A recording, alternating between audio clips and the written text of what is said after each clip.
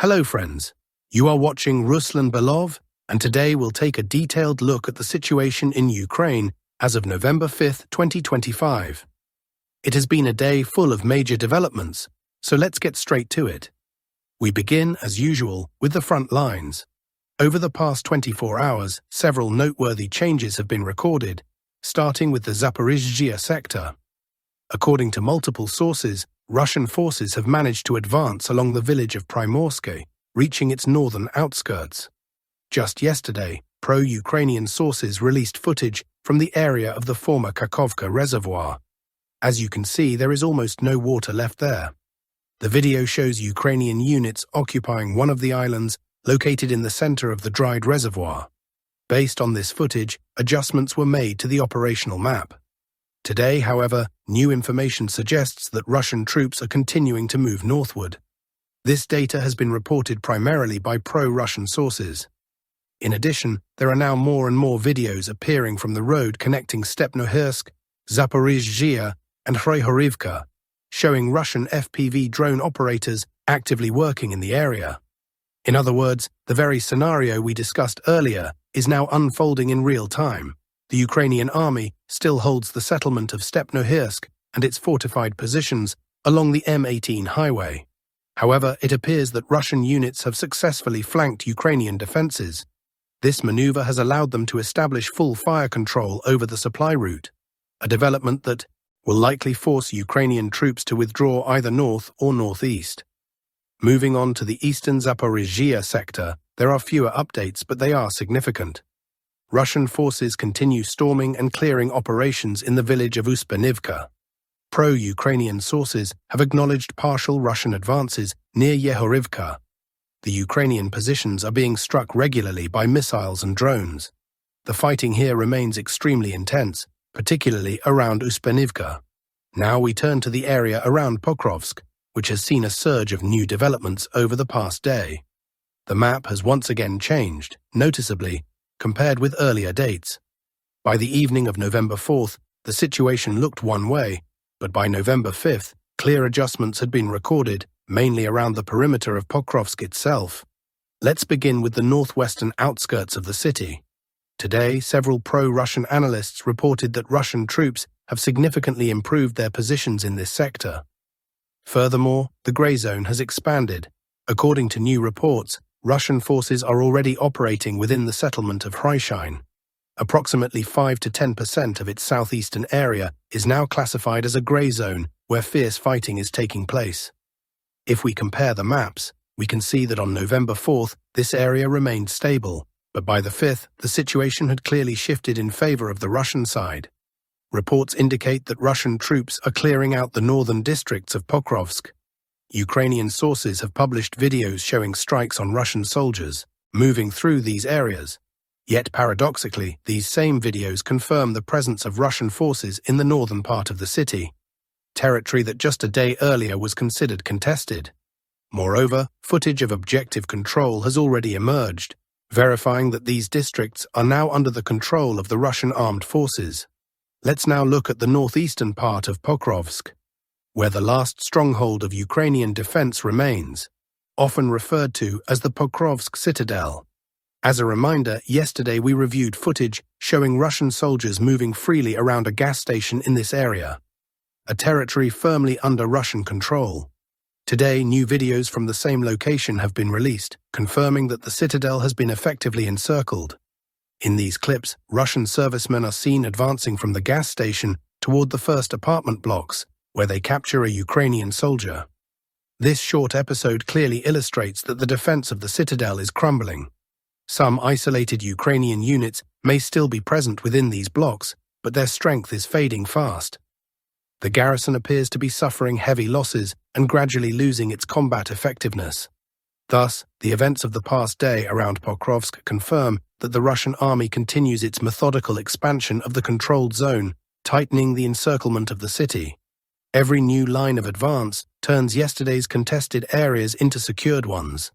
The general direction remains unchanged, a step-by-step displacement of Ukrainian forces from key heights and settlements. In summary, November 5, 2025, marked a day of noticeable tactical progress across several sectors of the front.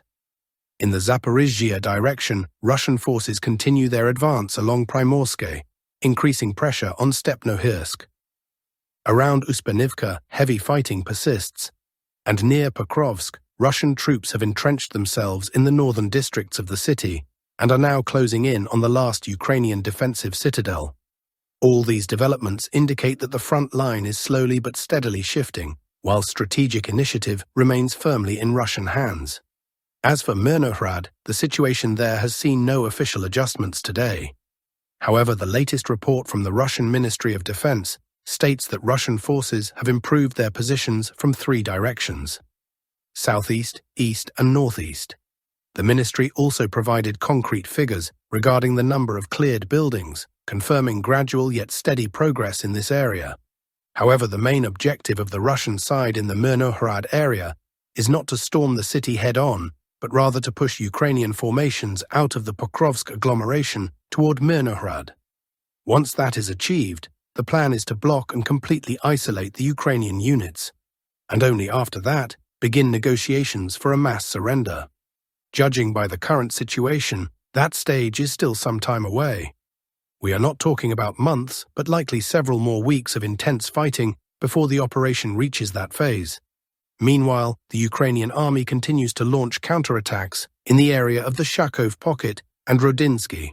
The main strikes are concentrated on the northern part of Rodinske, along the railway line. Russian aviation regularly responds with heavy bombing raids on Ukrainian positions, disrupting counter-offensive attempts. In turn, Ukrainian forces are shelling the Rodinska mine, located east of the city. The footage shows Ukrainian troops identifying the positions of Russian FPV drone operators and targeting them with strikes. These videos, on one hand, confirm the activity of Ukrainian forces, but on the other hand, they also demonstrate that the Krasnolimanska mine remains under the control of Russian troops. In the Kharkiv pocket, small changes have also been recorded today. According to both neutral and pro-Ukrainian mapping resources, Ukrainian forces have managed to slightly improve their positions. It appears that in the near future, the Ukrainian armed forces will attempt to de-block the village of Kharkiv, which is currently under near-complete encirclement from the west, south, and east. A small cauldron has formed, made even more difficult by the terrain. Several rivers run nearby, including the Kazeny Torets, and the bridges have already been destroyed. Ukrainian units are maintaining a circular defense, while Russian troops are slowly but steadily tightening the noose, seeking to clear the settlement entirely. Nevertheless, there are signs that Ukrainian units have managed to approach the western outskirts of Kharkiv. There is a high probability that the Kharkiv-Nova Kharkiv road will soon be reopened, allowing the garrison to exit the encirclement. After that, Ukrainian forces may attempt to advance further south toward Mayak and Novatoretske, aiming to fully unblock Mirnograd. However, given the distances involved and the overall configuration of the front line, it can be assumed that such an operation would take the Ukrainian army at least 2, possibly 3 months. But judging by the broader situation, the Ukrainian garrison trapped within the Pokrovsk agglomeration simply does not have that much time left. Now we move to the northeast of Kharkiv region, where significant escalation has been observed over the past 24 hours. Russian forces have renewed their offensive along the state border and the Oskil River in the northeastern part of the region. The map here changes almost daily, as the pace of the offensive has increased noticeably. On November 3rd, the front line was in one position, but by the evening of November 4th, Russian troops had already advanced close to the settlement of Dvurichenske. By the evening of November 5th, reports emerged of a partial encirclement of Ukrainian forces in this area and of Russian troops establishing control over the supply route that previously connected Kolodizne to Dvurichenske, ensuring logistical support for the local garrison. Based on the updated map configuration, it can be assumed that in the coming days, Russian forces will straighten the front line along the Otradna-Dvurichenska-Krasna-Persha arc, after which they will be able to launch a wider offensive toward Hrihorivka and Novovasilivka. This maneuver would allow them to cut Ukrainian supply lines in the lower sectors and divide the defensive front into several smaller pockets, each of which could then be eliminated one by one. The momentum of the offensive in this direction continues to build, and the entire operation in the northeastern Kharkiv region is unfolding in much the same pattern as the one previously observed on the eastern Zaporožje front. Rapid advances from one small settlement to another, systematic cutting of supply routes, and the gradual forcing of Ukrainian troops out of their fortified positions. In addition, today new footage has emerged from the city of Vovchansk, which deserves special attention. Judging by the available data, the cleanup of the city is nearing completion. Only a few days remain. Both pro-Russian and pro-Ukrainian sources acknowledge that the situation in this area has become critical.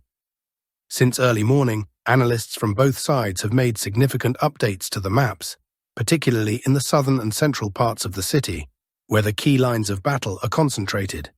If we compare the maps from November 4th, it becomes clear that the coloring of several sectors has now shifted in favor of Russian forces.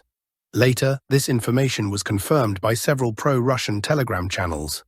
The latest footage shows Russian soldiers raising the flag over the southern part of the city, in the area known as the Vovchansk Citadel.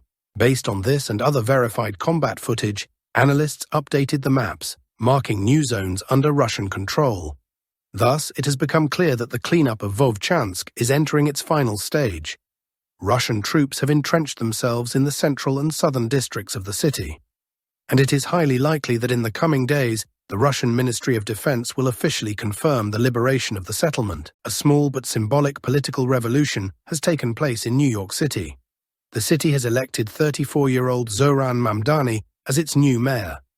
Born in Uganda to a family from Gujarat, India, and a follower of Shia Islam, he has become the youngest mayor since 1892 and the first Muslim to hold this office. Why did Donald Trump call him a communist?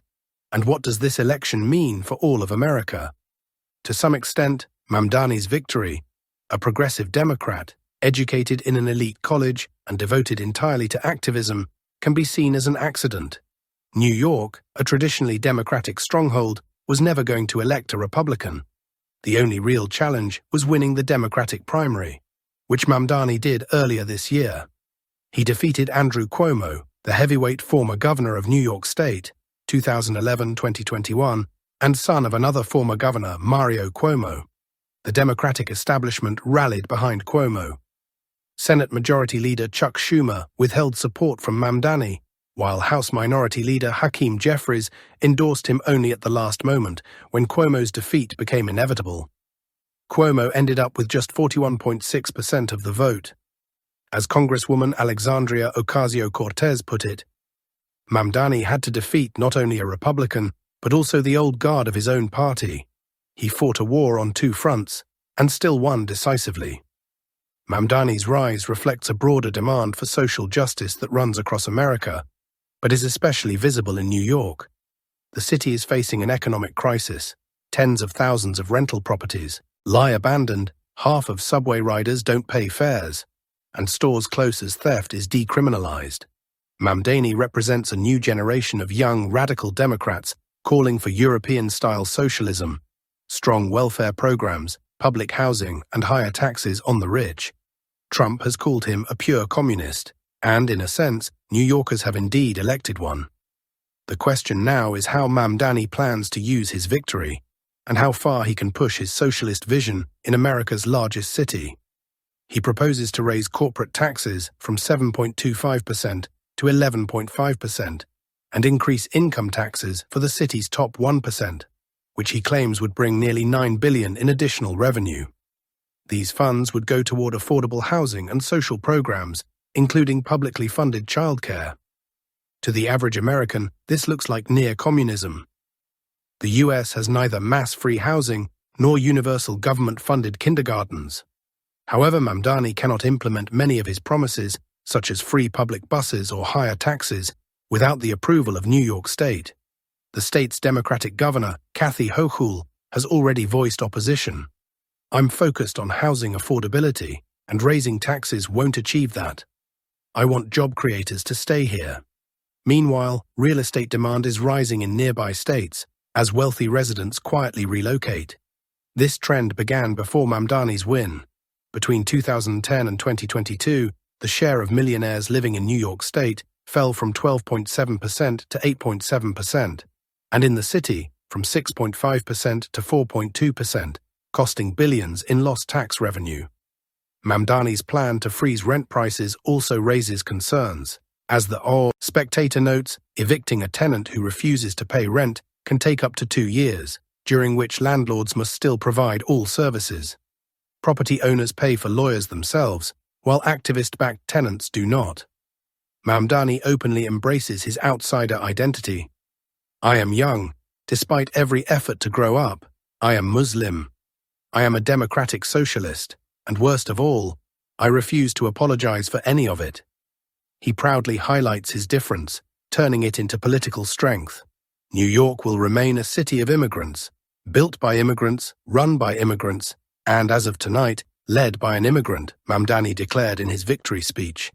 Even by modern American standards, his rise is provocative. The Spectator wrote, "A city that once saw itself as mature has just elected a mayor who embodies the American student, ignorant, self-righteous, and complacent, living comfortably off a civilization he despises." Mamdani seems confident that the Democratic Party will eventually embrace him, mainly because he positions himself as a fighter against its chief enemy, Donald Trump.